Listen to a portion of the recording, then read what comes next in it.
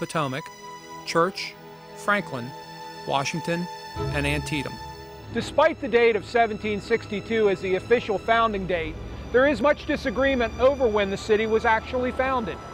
Some historians believe it wasn't founded until 1765, when the first parcels of land were sold.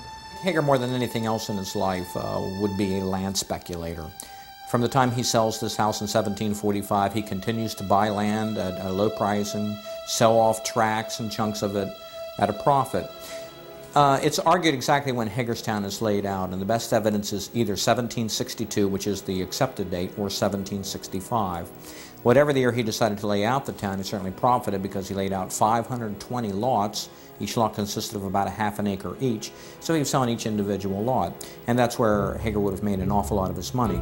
And it does appear that the town itself, Hagerstown, which originally was called Elizabethtown after his wife Elizabeth, was basically put together as a center for trade use. It looks like he wanted to encourage traders to come into this area and put their warehouses in his brand new town.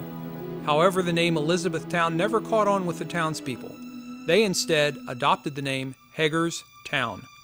Because the townspeople were using both names and the confusion it was causing, the city council voted to officially change the name to Hagerstown on December 5th, 1814. Nestled within the farmland that surrounded it, Hagerstown led a quiet life throughout its early history.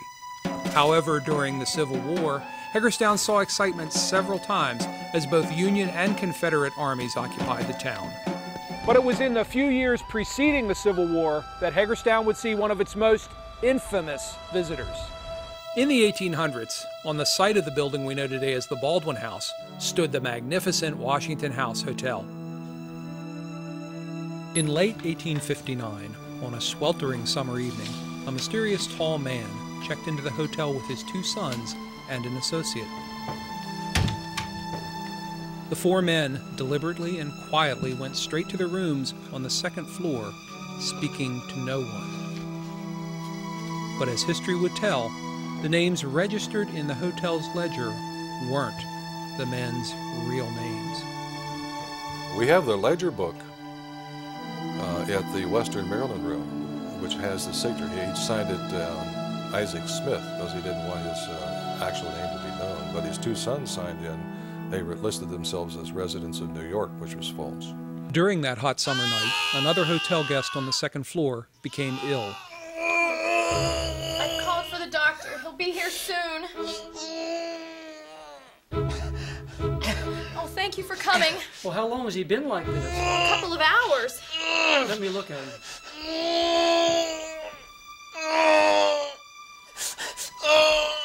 I think he has a serious case of consumption. The man screaming awoke the other guests, who began to fill into the hallway to investigate the awful noise. One of the people who came out of their rooms was a young woman carrying a baby in her arms. At the same time, the tall man also came from his room to see what the commotion was all about. When the young woman with the child saw the mysterious tall man enter the hallway, she seemed to go mad. No, no, don't hurt me! Don't take my baby! Years later, history would reveal that the young woman wasn't mad at all, but in fact was telling the truth. She had previously been living in a small town in Kansas and was traveling eastward to start a new life with her baby. When she saw the mysterious man in the Washington House Hotel, she immediately recognized him.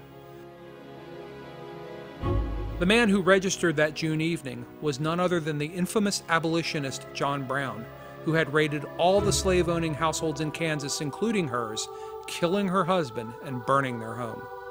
Seeing Brown so far away from her Kansas home was a shock from which the woman had never fully recovered. After the event, John Brown and his sons traveled to the southern part of Washington County, to the Kennedy Farm, which was a staging point for Brown's famous raid on Harper's Ferry just a short time later.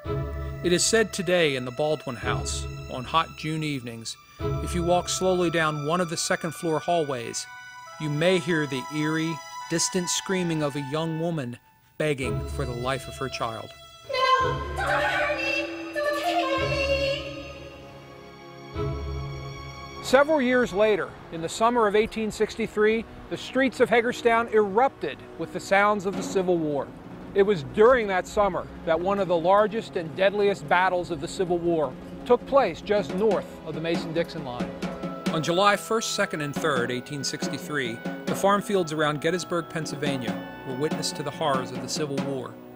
The battle ended in the failed charge, now known as Pickett's Charge, and the terrible loss of thousands of men. And following Pickett's failed charge on the third day, Robert E. Lee decided to pull his army from the battlefield and retreat back to the safe ground of Virginia. His route